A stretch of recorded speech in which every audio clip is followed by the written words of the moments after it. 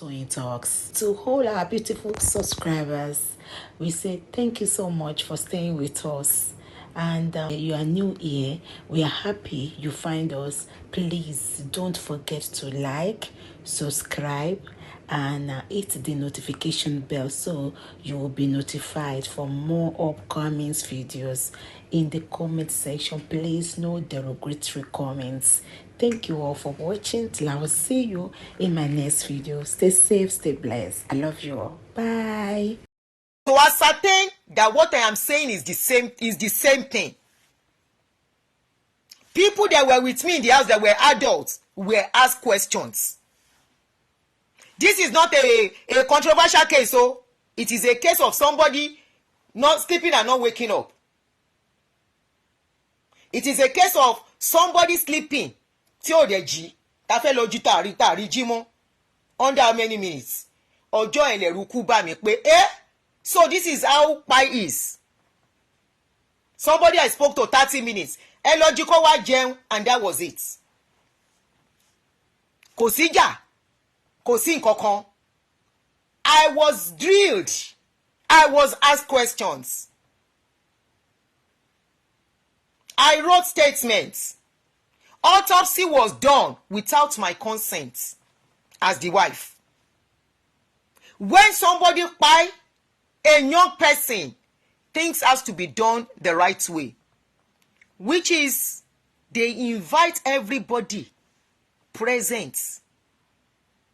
But what we saw with Nigerian police, they went to arrest people that was not present. People that were not present 3 days before the incident were the people Nigerian police carry. We were like, how come?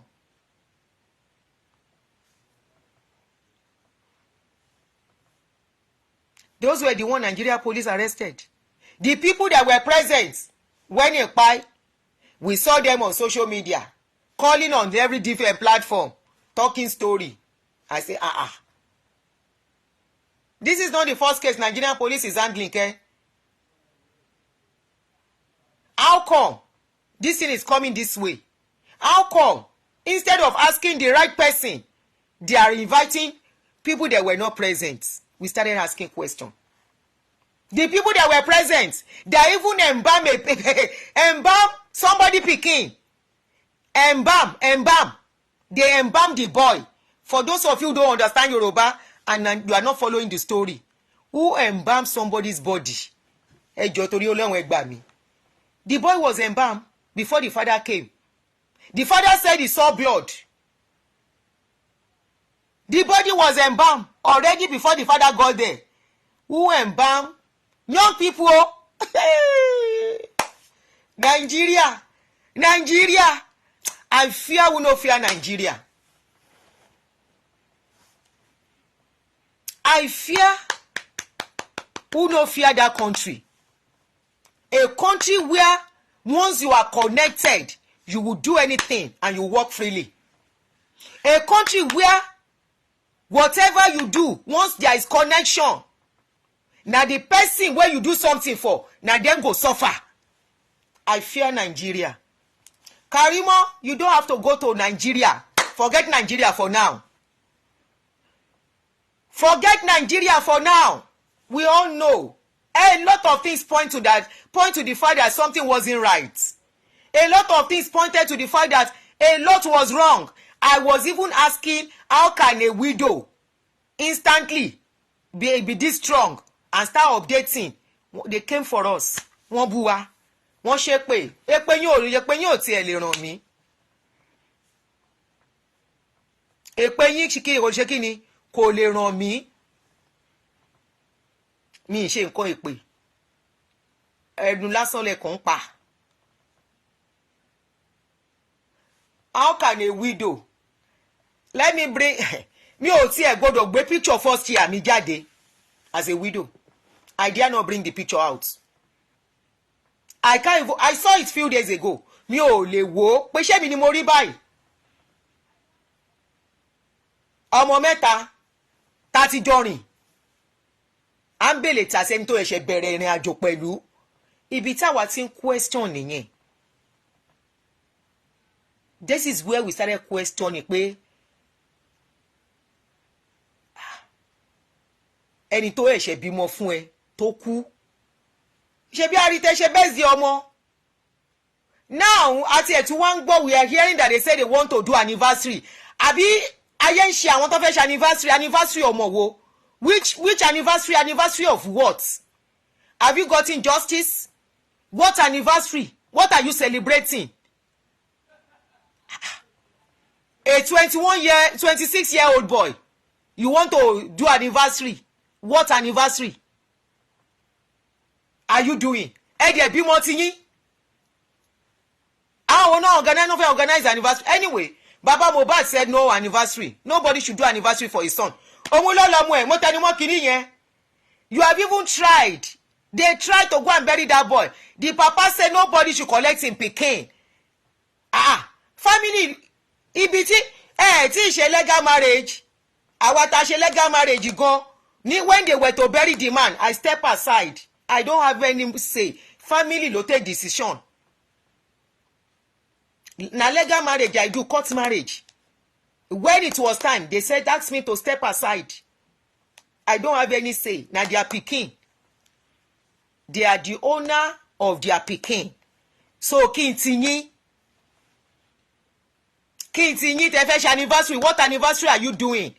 Anniversary that Mohbad he don born another pikin àbí báwo? Or anniversary that Mohbad has been èèyàn wà nínú mortuary. Somebody is inside mortuary. They have not buried him. You want to do anniversary? Anniversary what? Anniversary of what? It's just a question. What are you anniversary? What are you celebrating? You are celebrating a young boy that is in the morgue. A young boy that the Nigerian government, Lagos State has messed up the case. They couldn't do the case. They handed the case over to celebrities and public. A case that where Lagos State government has failed woefully. A case that the Lagos State government has shown us that the power is involved. A case that Lagos State government is comfortable and they have their own children. Comfortable to see a 20-something-year-old boy lying in the morgue without justice, without telling us the truth, lying to us that they did toxicology. They found out it was a lie, and up till now they kept quiet. They said it is an inconclusive thing, and they left the body there.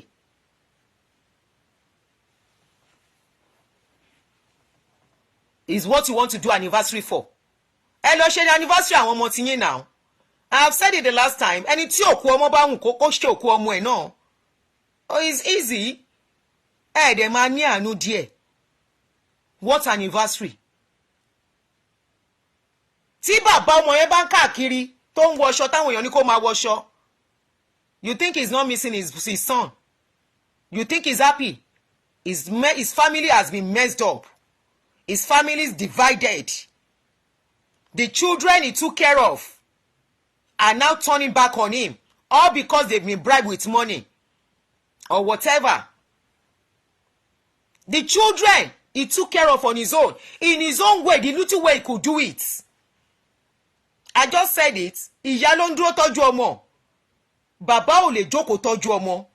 Bàbá máa wá owó lọ ni. Ipò bá ṣe bá nìyẹn. Anywhere in the world, and that is why when parents are fighting for custody of the children, once the mother is in the mental state of the mother is okay, they will give the children to the mother. Baba mani visiting rights ni. You think they don't know what they are doing? No, it is mothers that have the emotional stability to take care of children. You now, the father, and yet we are the ones.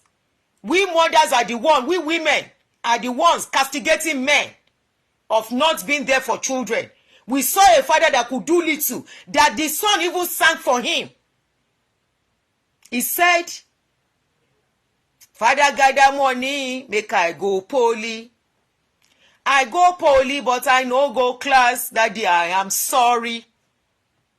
If that song does not mean something to you, That song means millions to people like us who did it alone and know what, not because we left the father of our children.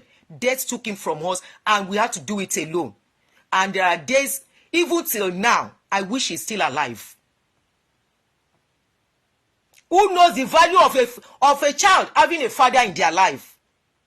The father did little he could do, and I will say much. The same father is the one you don't want to hear his voice. The same father is the one you want to cut on the neck because he buried the pikin in his confusion, and because you cannot sit down to analyze why he buried that boy. One of your celebrity was part of the reason he buried that boy. Why did Davido send money to them? That's a big question that Karimo should help us to unravel. Karimo once mentioned it, that Davido sent money. Nobody is asking question.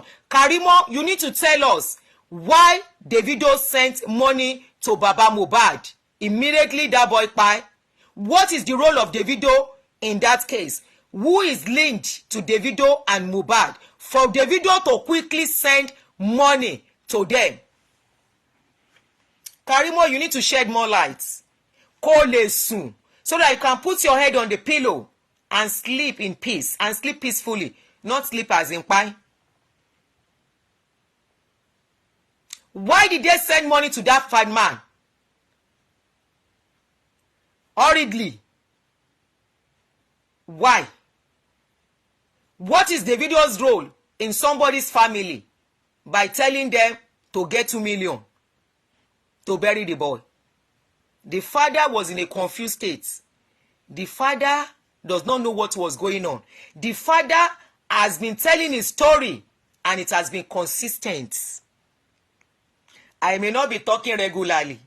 I am following. That man has remained on his story the way it was told. I was the first person to break the news, the story of how that boy was buried by the father. Before the man came out safe. The story has not changed till now. Why did Davido send them 2 million? Ordinarily, when somebody kpai, nobody is looking at burying immediately. Why did they say they have to bury him immediately? Why did Davido send money immediately?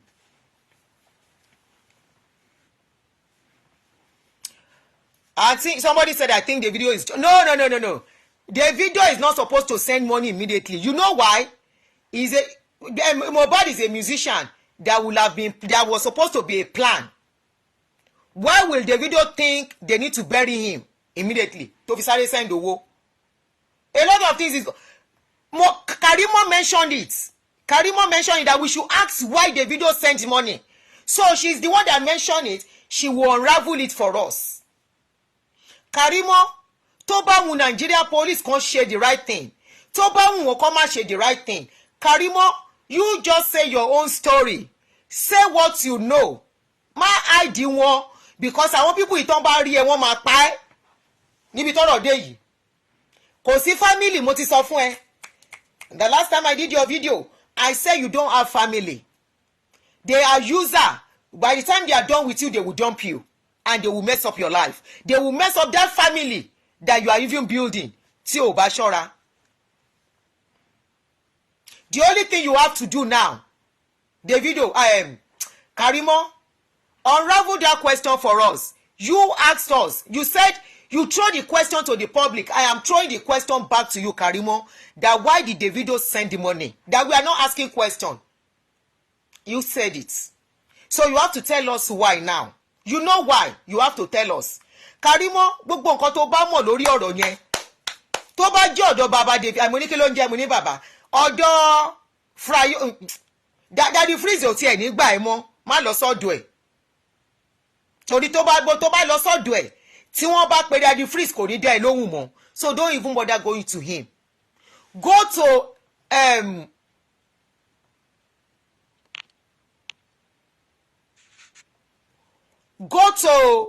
irú àwọn tó ti embrace ẹ and you have your own platform. but I will advise you, you are not going to Nigeria. I learned, according to you, you said you have changed your your location, which is good for you. You change your location. You said it was the case, this case that make you lose a lot of things. You lost your job, you lost this, you lost that. They don't know, I believe they don't know where you live again, which is good for you. You have to protect your family. Wọn ò lè ṣe nǹkan fún ẹ l'Amẹ́ríkà náà, you are safe. Tó bá jẹ́ t'Amẹ́ríkà ni ọkàn mi balẹ̀, you are okay l'Amẹ́ríkà tó wà yẹn. But as things are, Karimo, torí àwọn ọmọ tó gbé sọ́wọ́. Not only that, because mo ti ń gbọ́ in one of the shows tẹ́jọ́ ń ṣe fúnra yín, tí àwọn ní ọ̀tá ọmú ẹ, ó máa yìnbọn pa ẹ́, that will not be your case. All you need to do, use your show, wọ́n á bẹ́ẹ̀ gbé, use your platform, say the story once and for all, and after saying it, kò go off online, kò ní kálukú máa gbẹjọ́. Tó bá wá mú Nigerian government kàn ṣe the right thing, tí ò bá wù wọ́n kàn má ṣe. But one thing is that you will have released your mind, conscience are clear, mind are clear, wàá lè díjú, ọkàn á lè balẹ̀, ẹ̀rù ò ní bà ẹ́. But either you like it or not, as long as you carry that burden in your heart, you cannot have peace. Mi ò ṣépè fún ẹ.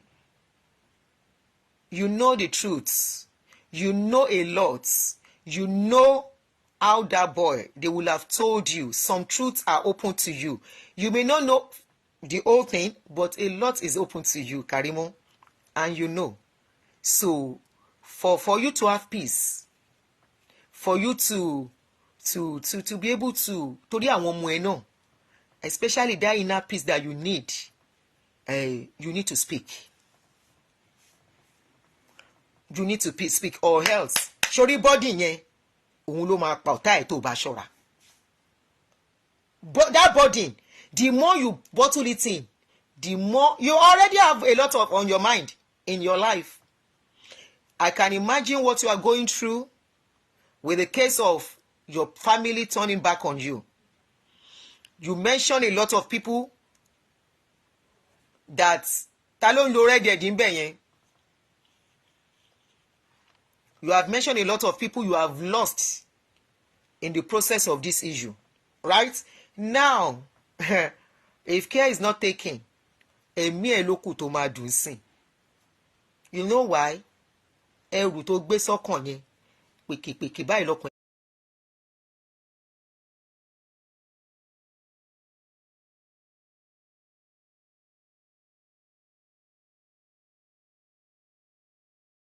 ẹ máa ṣe. Pèkèpèkè báyìí anytime it crosses your mind. Tó bá dé stage kan, Ọlọ́run máa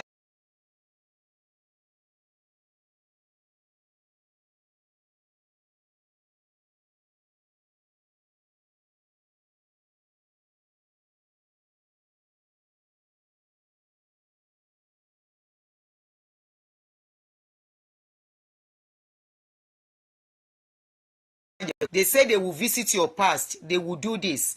You know why? And I will tell you, if you love yourself, don't answer anybody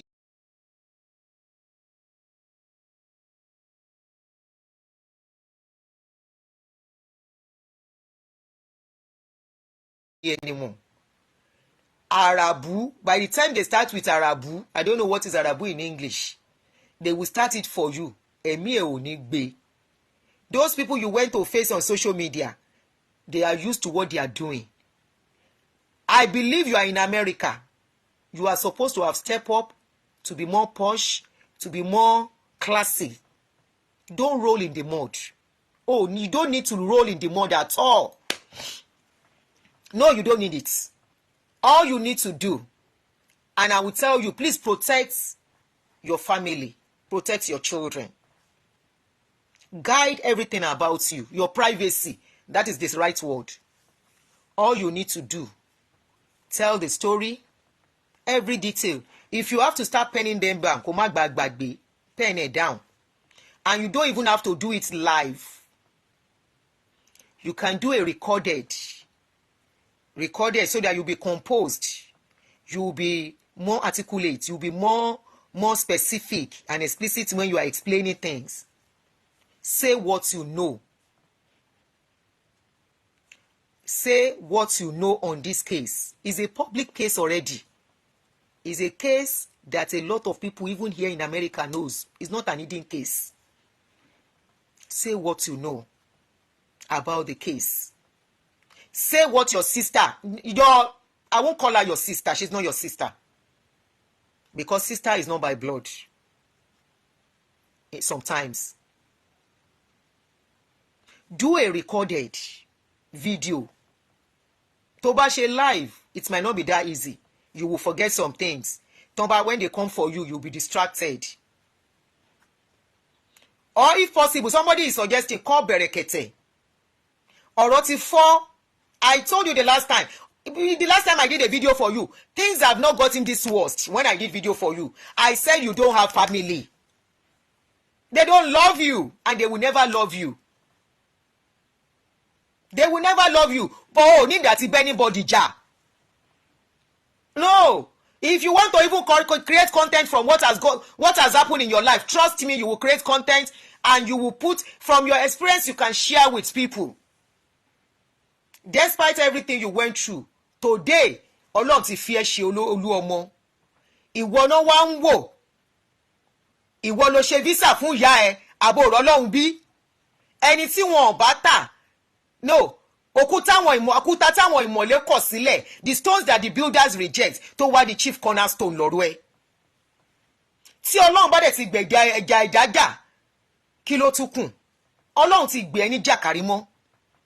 God has vindicated you despite your painful background and upbringing. He has vindicated you. He has made you the shining light of that family. When the incident happened, ṣebí wọ́n náà wá bá. Wọ́n yìí máa padà wá bẹ́ẹ̀ tó máa wá fẹnu wọn gbolẹ̀. Tí orí ẹ̀ tó bá jẹ́ orí tó máa ń jà, á máa jà lọ fún ẹni. Orí yóò dẹ̀ jà jògùn lọ. Tó bá jọ bí dẹ̀ ṣe ń wù ẹ́, ọmọ ńlá ni ẹ́. Ọmọ ńlá ni ẹ́, Kàrímọ́. Oh, mọ, you don't know yourself. Òun ló fà á. Tó bá mọ, if you know yourself, trust me, you won't beg for anybody's love. You won't. You are a special person. You are blessed. You are somebody tí Ọlọ́run dìdí gbé fún rẹ̀. Kò sí nǹkan tán lè ṣe sí ẹ. Speak your truth. Karimo, so that you can have peace. Speak your truth for the sake of your little children. And wash your hand of everything. Oh, ọlọ́pàá ò lè gbé ẹ. But because of what Nigeria is, they can use power to intimidate you. That's why I say don't go to Nigeria again for now. Say your truth. All that you know, the ones they have told you, say it out and wash your hand away from them.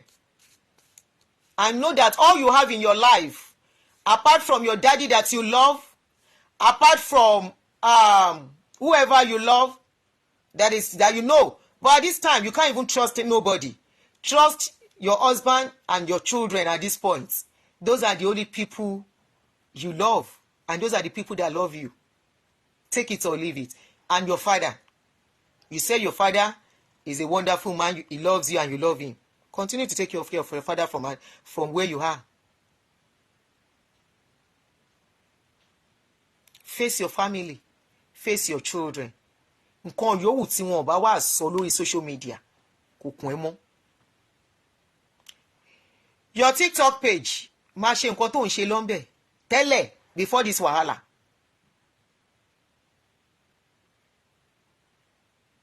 Continue with it, but you need to speak. Karimo, o ní láti sọ̀rọ̀. O ní láti sọ̀rọ̀. I've seen that you have apologized to Baba Mohbad. I don't know if Baba Mohbad has accepted, but for that your apology to be genuine and accepted, níwájú àṣẹ̀dá, until you speak the truth. Sori ẹ̀bẹ̀ tó that apology to apologize to Baba Mohbad is irrelevant without you speaking the truth. That your apology to Baba Mohbad is meaningless without you speaking the truth that you know nípa ikú ọmọ ẹ̀. I also heard you mentioning some accounts. Ṣé rí pé mo wò yìí mi ò kàn dá sí ni. You mentioned an account. You said there is an account Baba Mohbad is asking for. That account is with Wunmi and the mother. Even the land you mentioned. They will let you tell your story. The painful one, the bad one, the sad one, the good ones, the teary ones. No matter how dirty it is, you have to pour it out to be normal again. Remember, she's a mother to children now. If care is not taken, she can take up that character on her own children too. This is why we keep reproducing vindictive and toxic people. A mother and father have gone through something from their own parents. They will bring it upon their children, and the circle continues. The circle continues.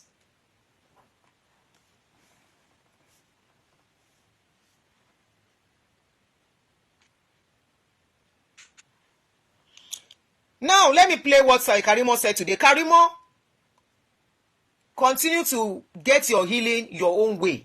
I'm not going to fault you on that. I am on Mohbad's case, and this particular point you pointed out.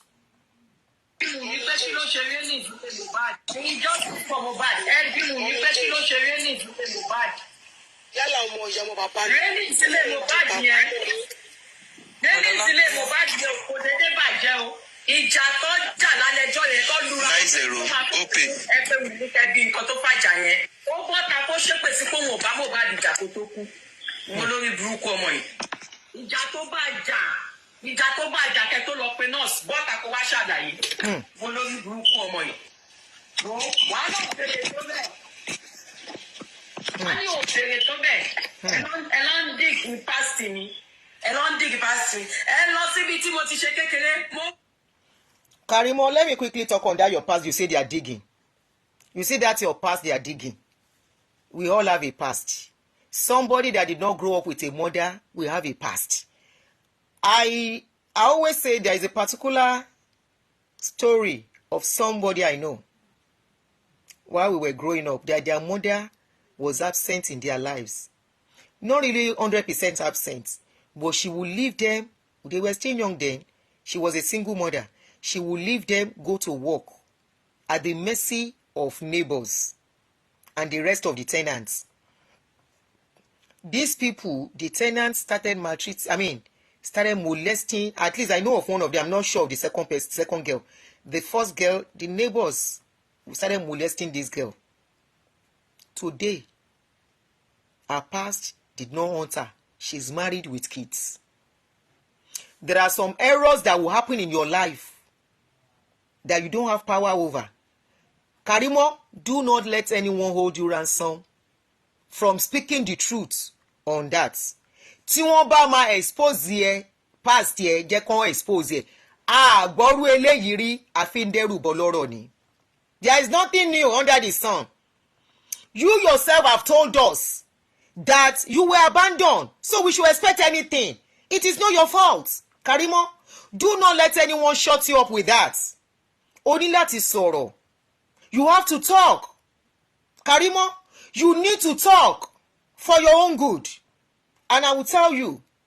But as for that your past, you say they are digging. Let them dig it.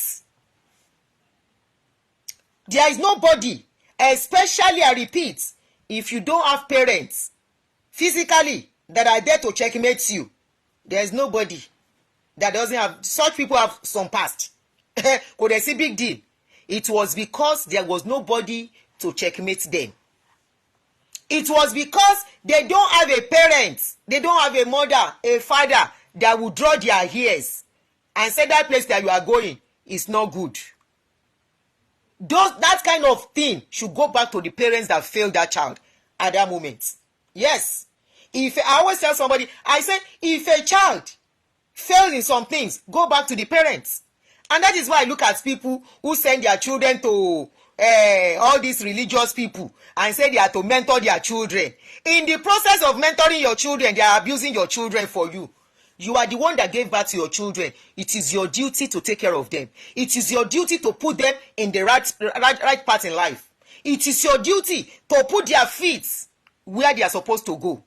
If you are alive and your minor child is going where they are not supposed to go, you are the failure. It's just like when parents will say, don't you know I'm your mother? You don't know I'm your father. The day you start introducing yourself to your child, it means you have started failing. It means a lot is going wrong already. The day you have to tell your child and remind your child that don't you know I'm your mother? Don't you know I'm your father? It's like the case of a husband and wife, and the husband has to remind the wife, don't you know I'm your husband? Failure ti wọlé nìyẹn. Karimo, let them bring whatever they want to bring. Now, you said on that day that they fought. You said they fought and the rail of their house got broken. Bawa repeat here. What happened to the railings?